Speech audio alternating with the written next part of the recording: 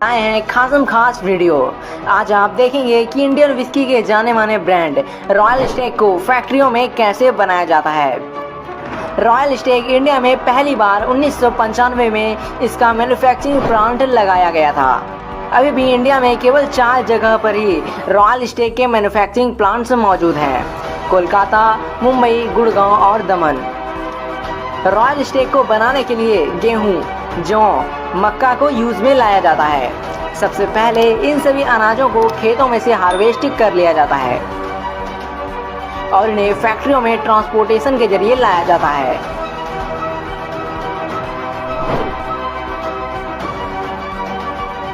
और यहीं से शुरू होता है विस्की बनाने का पहला स्टेज। सबसे पहले यहाँ इन सभी अनाजों को करीब 12 घंटों के लिए पानी में छोड़ दिया जाता है।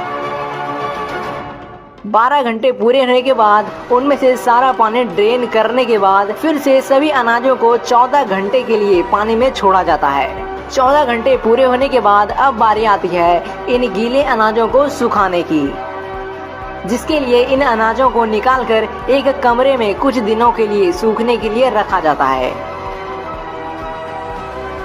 इन सभी अनाजों को फ्लोर पर ऐसे फैला देते हैं।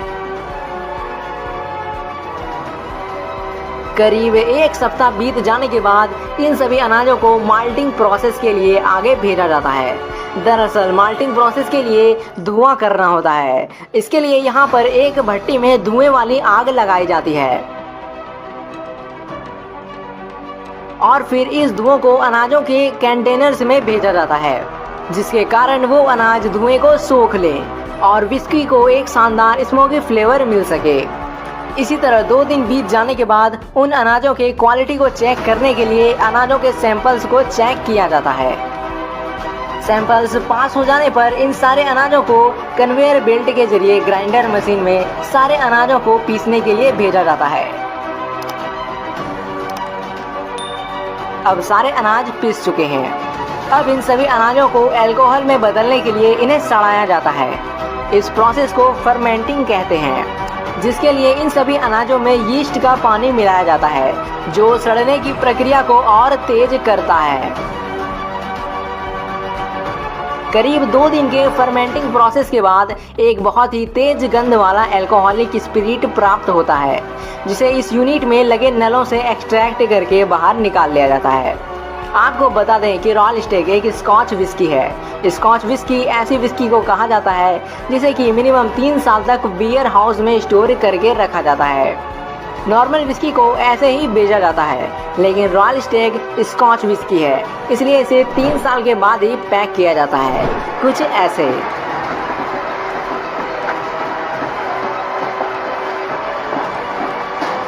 तो अब हम देखेंगे कि फैक्ट्रियों में पान मसाला कैसे बनता है। गुटखा बनाने के लिए लगने वाले सबसे अहम चीज है बीटल नट्स। आम भाषा में इसे सुपारी भी कहा जाता है। इसे बनाने के लिए सबसे पहले इसके फलों को पेड़ से निकालकर धूप में सुखाया जाता है। जब यह सही मात्रा में सूख जाता है तब इन्हें छीलकर उसमें से उनके बीज को निकाल लेते हैं। इन बीजों को फिर उस जहरीले रंग वाले पानी में उबाला जाता है। इसे उबालने के लिए वही फलों के सूखे छिलकों को डाले जाते हैं ताकि उसमें एक अलग फ्लेवर आ सके। बाद में इसमें कत्था और अलग अलग कंपनी के हिसाब से फ्लेवरिंग मिलाई जाती है और इसी स्वाद को टिकाए रखने के लिए इसमें पैराफिन डाला जाता है। जी हाँ, ये वही खतरनाक चीज़ है जिसे फलों को ताज़ा रखने के लिए इस्तेमाल किया जाता है। बाद में पूरे मिश्रण को अच्छे से धूप में सुखा लिया जाता है, फिर इसके टुकड़े कर लिए जाते हैं और उसमें चूना, कत्था और फ्लेवरिंग को मिक्स कर लिया जाता है और सबसे अंत में इसमें कांच का पाउडर मिलाया जाता है, जिसके कारण गुटखे को खाने पर मुंह में छोटे छोटे खरोंचे आ जाती है और जब गुटखे का निकोटीन उस खरोंच पर लगता है तब व्यक्ति को नशा होने लगता है और सुपारी द्वारा खरोंचा हुआ भाग धीरे धीरे कठोर होने लगता है, जिस कारण व्यक्ति का मुंह कम खुलने लगता है, क्योंकि मुंह के मसल्स कमजोर होने के कारण तनाव कम होने लगता है। दोस्तों, मैं आपको बता दूं कि हर प्रकार के गुटखे और पान मसाला में कांच का पाउडर नहीं मिलाया जाता है, पर कुछ गुटखे और पान मसाले में यह मिलाया जाता है ताकि उनकी मांग बढ़ जाए। तो अब गुटखा बनकर तैयार है। अब इन्हें अलग अलग कंपनी अपने पैकेट्स में मशीन के जरिए पैक कर देती है और इस तरह से तैयार हो जाता है गुटखा। हमें कमेंट में जरूर बताइएगा कि आप एक दिन में कितने पैकेट गुटखा खा लेते हो। तो चलिए अब आखिर में ये भी देख लेते हैं कि सिगरेट को कैसे बनाया जाता है। सिगरेट बनाने की प्रक्रिया में सबसे पहले तंबाकू को तैयार किया जाता है, जिसके लिए तंबाकू के नर्सरी को शेल्टर फार्म्स में तैयार किया जाता है और जब ये तैयार हो जाते हैं तब इन्हें उखाड़कर खेतों में बोया जाता है।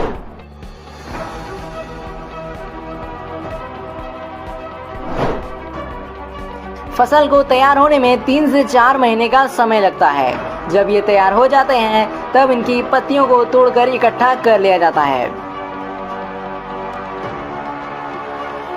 और इन्हें सुखाने के लिए फैक्ट्रियों में लाया जाता है, जहां इन पत्तियों में धागे को पिरोकर उसे लकड़ी के सहारे लटका दिया जाता है और इन्हें सूखने के लिए छोड़ दिया जाता है।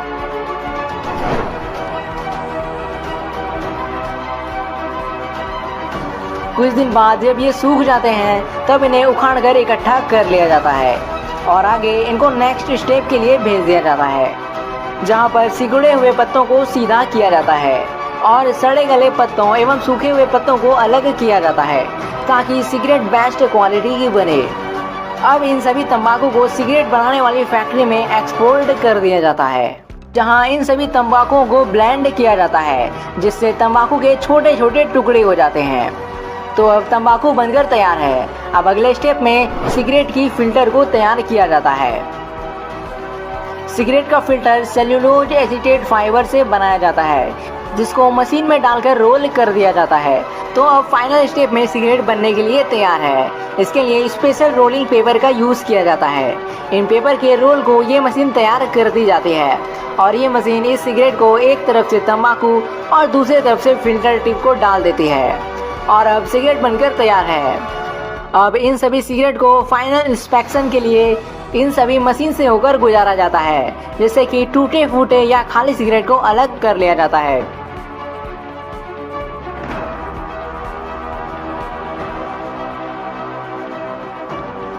तो फाइनली इन्हें पैकेजिंग के लिए भेज दिया जाता है, जहां इन्हें डब्बे में पैक कर दिया जाता है। तो इस तरह से तैयार हो जाती है सिगरेट। तो दोस्तों हमें कमेंट करके ये जरूर बताइएगा कि आप एक दिन में कितने सिगरेट पी जाते हो। तो दोस्तों आज की वीडियो यहीं समाप्त होती है। अगर आपको वीडियो अच्छी लगी हो तो इसे लाइक जरूर कर दे